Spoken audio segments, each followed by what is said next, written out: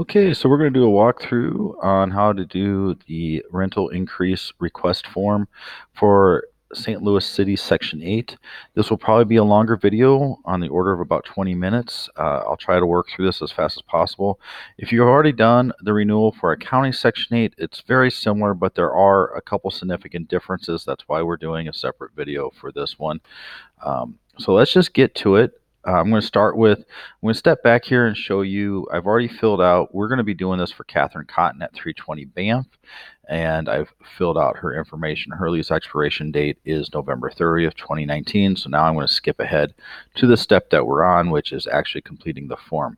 Okay, so the first thing we have to do is determine what the current rent is. So let's go over to her tenant page. I just happen to be there. There we are. We're on her tenant page. And to figure out what her current rent is, we're going to go down to the recurring charges.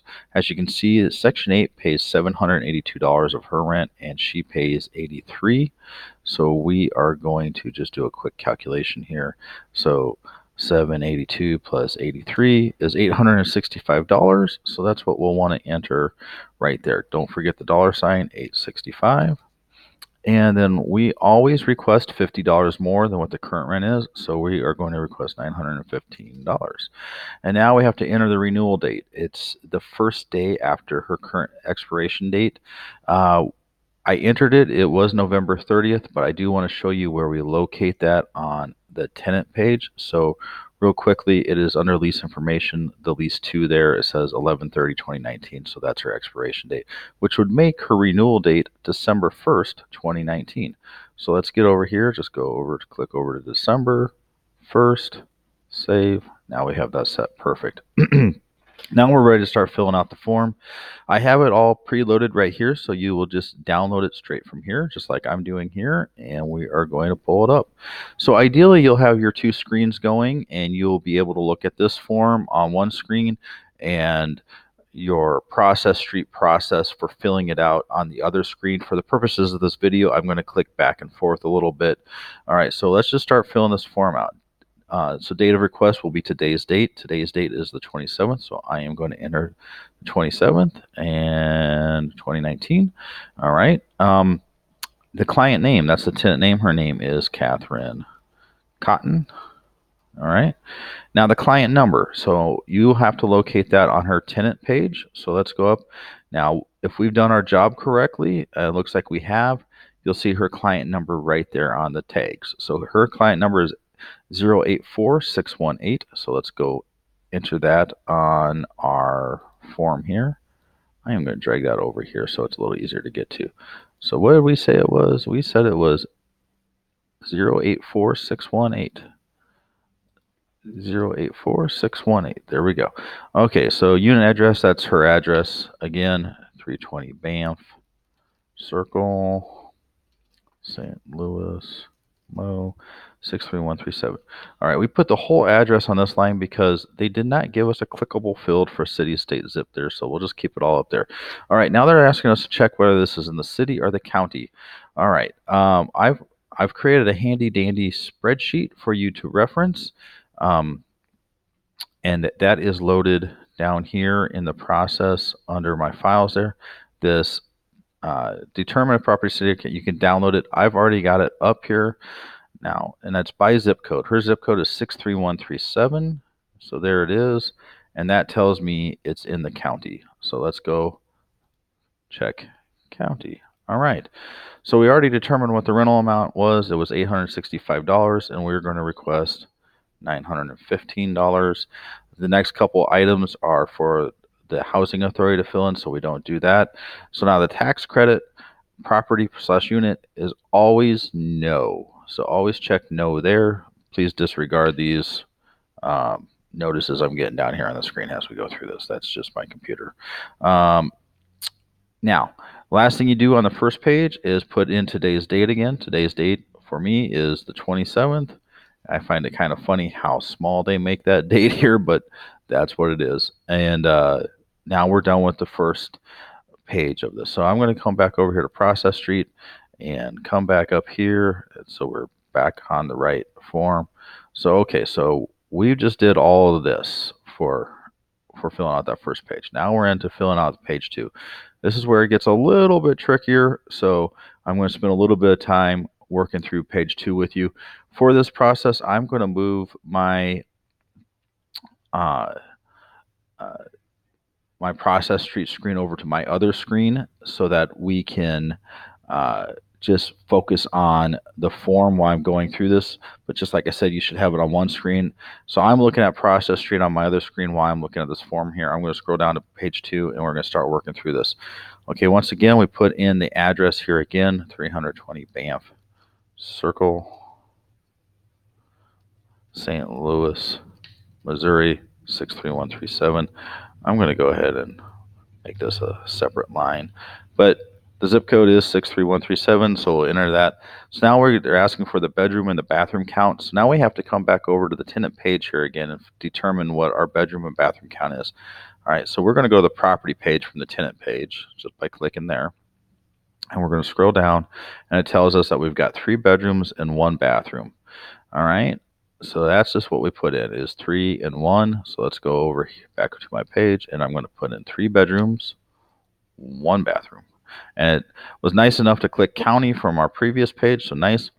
Now we have to determine the square footage and the year built. We're going to do this at the same time because they're listed in the same place on the property page. I'll go back up here. Actually, I apologize, they're not. The rental information has the square footage 854. It's below the bedroom and the bathroom, so there's 854.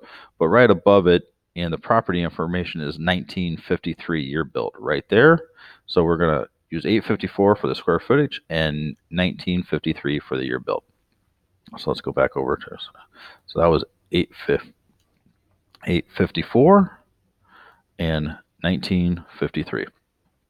Now it's asking for our structure type: single family, townhouse, manufactured home, semi-detached, garden, high-rise. Okay, a couple items to note.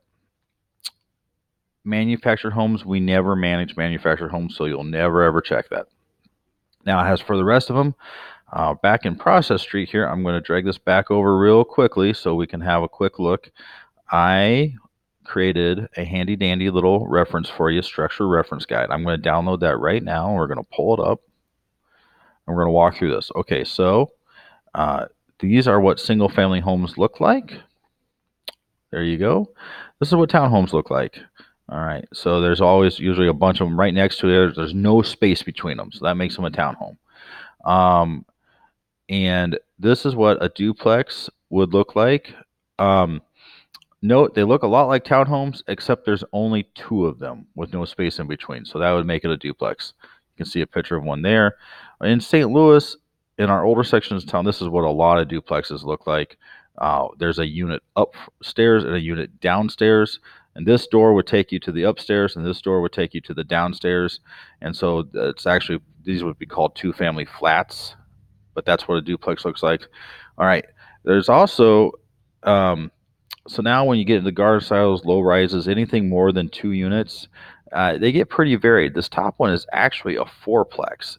Each set of windows is an apartment, but there's 1 door to all of them. And this can be confusing because this could look a lot like a single family home or even a duplex. So a lot of times when it comes to multifamilies, particularly 4 families, you're going to have to look at the unit count in AppFolio to determine where what that is. This would be considered a low rise. Some might call this a garden style because there's multiple low rises, but this is really a low rise building, 1, 2, 3. This is more of a garden style building right here. You see, you can count 4 doors, 1, 2, 3, 4, and it's all on a single level. So that would be a garden style apartment. And this is another low rise, three levels. All these pictures I'm showing are actually buildings that we do manage. Okay, high rise is pretty self-explanatory. It's pretty obvious. High rises are classified as 5 levels or more. This building's got 1, 2, 3, 4, 5, maybe 6. So that's a high rise. This one's kind of the same deal here. So those are high rise buildings. So that's kind of a reference point. And so let's go look in AppFolio and take a look at our property pictures, our default picture right here, that looks like a small single family house. So that's what we're gonna say it is. So we're gonna come over here and say it is a single family detached. Now it wants to know when we last renovated it. We always renovate the property before the tenant moves in. So that's what we're going to use as our timeline. So we want to go look at when this tenant moved in and then pick the appropriate uh, appropriate selection here. So we're going to go over back to the tenant page here, and I'm just going to type in her name to get back to the tenant page rather than scrolling. So there's Catherine Cotton. There, now we got to her tenant page that way. All right.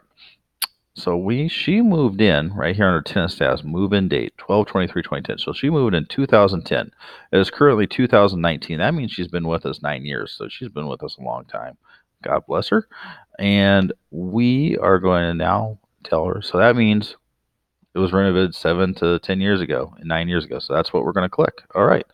Now we kind of get into the more complicated portion of this form. This is the amenities. Now, up here, I've taken some time and I've outlined what we always select, what we have to go find, and then what we never select. So once again, I'm going to go ahead and move this page back over to my other screen so I can look at it while I'm filling out the form. So here we are back here to what we always select. We always select owner paid sewer. We always select central air. We always select washer dryer hookups. We always select stove and range. We always select a balcony, patio, deck, or porch. This house happens to have a deck. Um, I know that because on her tenant page, back to the property page now, and down here under amenities, it tells me it has a deck. So for all these that we're not sure on, you're going to find either in the tags, are down here by appliances, are down here in amenities. Okay, so this is and utilities included. That means utilities included in the rent. All right.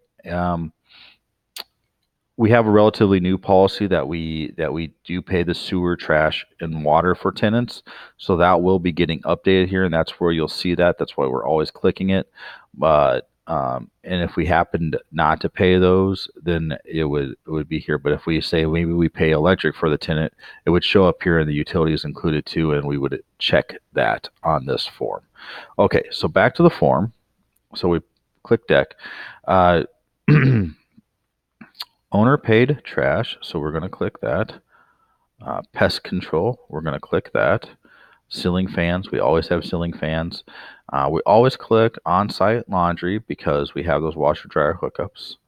And we always select garbage disposals because we always have garbage disposals. We always have refrigerators. All right. There's always street parking no matter where you live. So there's going to be street parking. We always select new and well-maintained flooring because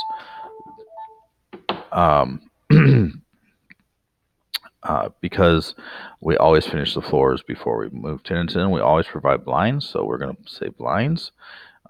There's on-site management, and there's maintenance staff, and it's always near public transportation, so we always select that too. So those are what we always select. Now we have to get into finding these next ones, what we sometimes select. So we're looking for the heat fuel source. So we're going to go back over here to the tenant page again, or the property page, I'm sorry. And it says heat gas under that tag right there. So that's what we're going to select. We're going to say heat gas. Okay. Now we need to know what the cooking. So let's go back to the property page and see what we have to say. Down here under appliance, it says stove dash electric. So that means it's an electric stove. So we're going to select that. All right, now it needs to know what kind of water heater. Is it gas or electric? So let's go take a look at where to find that. Oh, that's the old one. So, okay, water heater right there. This is water heater dash gas. So that's what we're going to select there. All right.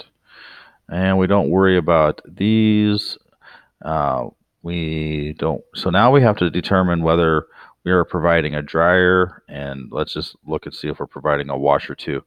Maybe while we're doing it, we're going to look at dishwasher and microwave. These are all the extra appliances that we may or may not be providing. For point of reference, we usually don't provide a washer dryer. We usually don't provide a dishwasher. We never provide our microwave. However, there's just one or two cases where there's one or more of these, so you do have to double check it. So we're going to take a look here. Let's see what we got here. So down in appliances. Well, look at that. It does happen to say we are providing a dryer here for this tenant. So there you go, dryer. We're providing a dryer. So let's go back to there, and we're going to click dryer, but we're not providing a dishwasher, we're not providing a microwave, and we're not providing a washer. So we know that. So that we can move on. No dishwasher, no microwave. We're not in a gated community. Gated communities are typically bigger neighborhoods or like a few apartment buildings. That's not the case here. Fenced yard. So let's go see if we've got a fenced yard. That would be, yep, there it is right there in the tags, fenced yard. We have a fenced yard. So we're going to select fenced yard. Playground, no, it's a single family. There's no playground on the property. Also in single families, we don't provide lawn care, so we're not going to click that. We already talked about the washer.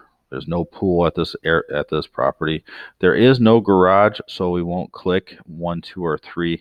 If there was a garage, in the tags, it would tell us how many spaces are in the garage, 1, 2, or 3. Sometimes you can tell from the spaces if we've got covered parking, like a carport. We don't have that here either. However, we do have a driveway, so we are going to select driveway.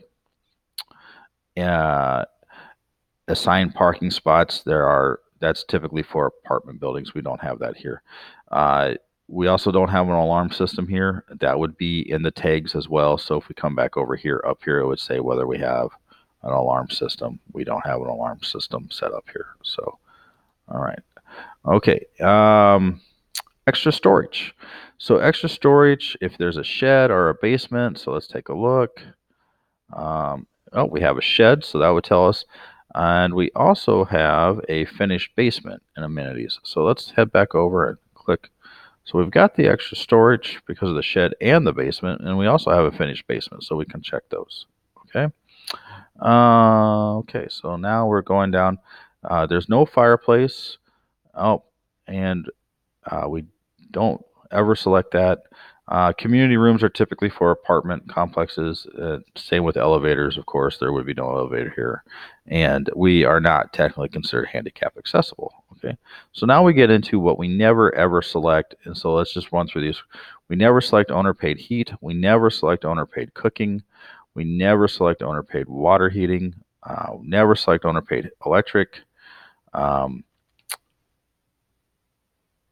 This owner paid water is a sometimes selection, so we will not select that for now. We never select cable included. We never select, and we never select pet friendly. Okay. And the last thing we have to do to finish filling out this page is just put in today's date again, which for me, it's 27/2019. They make that one really big, but the one on the first page really small. It's kind of funny.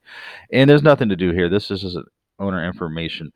But this is a good note here. So this kind of gives you the importance of being timely with this process.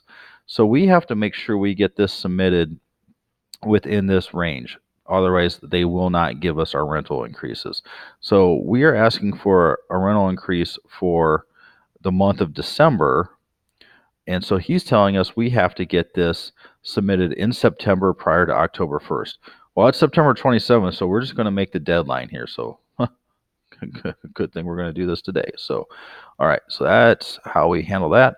So now the next step in this process is to go ahead and save it as a PDF. The way we do this is we do under our print, we go to save as PDF. Our printed PDF depends on what your system says. Mine says save to PDF.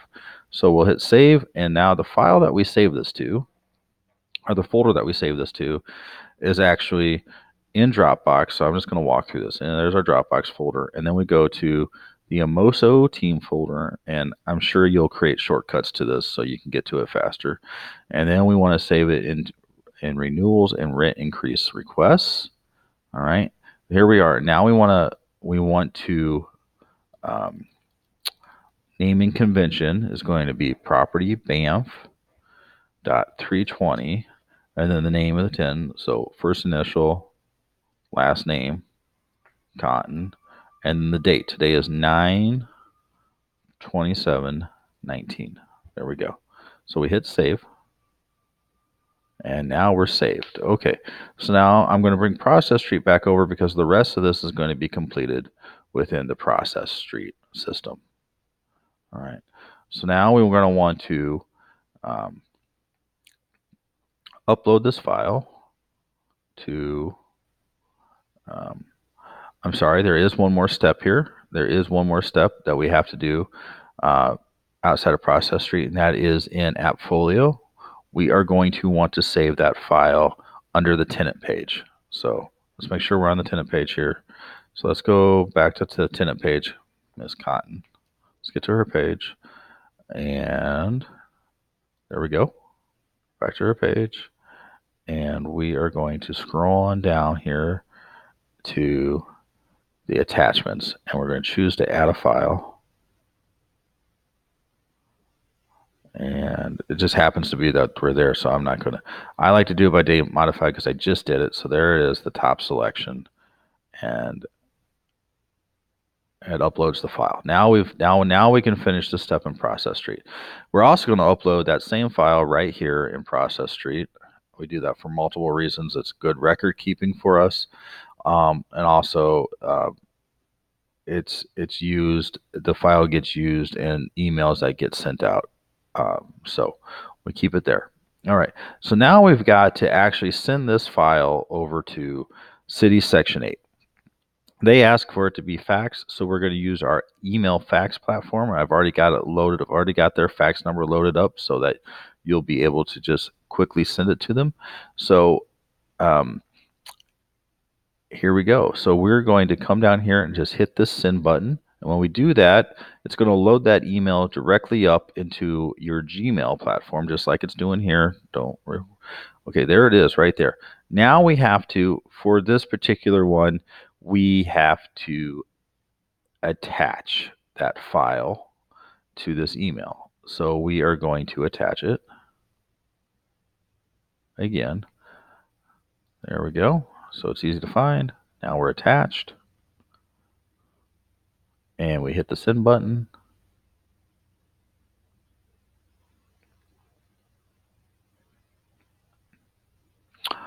And we've completed the task. We have requested the rental increase. So good job. Thank you for paying attention and all your hard work. And I will see you in the next video.